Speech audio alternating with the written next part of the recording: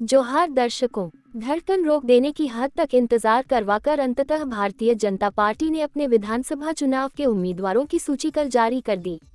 प्रत्याशियों की लिस्ट के जारी होने के साथ ही कई लोग जो पार्टी में सिर्फ टिकट मिले तो चुनाव लड़ेंगे वाली सोच के साथ जी रहे थे।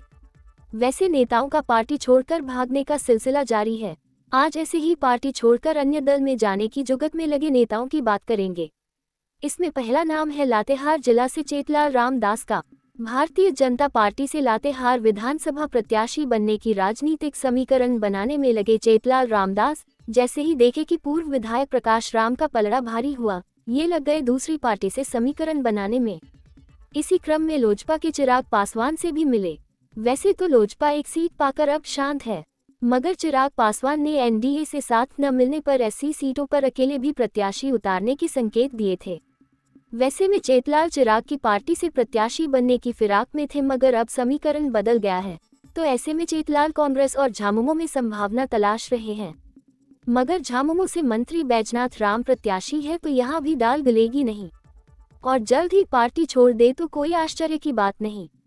ठीक इसी तरह से पोटका से 3 बार की विधायक रही मेनका सरदार अर्जुन मुंडा की पत्नी मीरा मुंडा को प्रत्याशी बनाए जाने से नाराज है, और उन्होंने भी भाजपा की सदस्यता से इस्तीफा दे दिया है।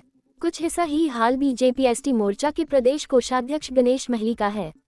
वह सरायकेला से भाजपा के 2 बार प्रत्याशी रह चुके हैं।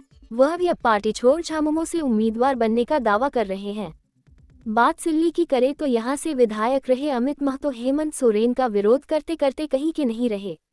उनके धुर विरोधी जयराम महतो तक ने उन्हें इस्तेमाल कर धोखा दे दिया, तो घर के बुद्धू घर को लौट आए की तर्ज पर कल देर शाम झामुमो में घर वापसी किए।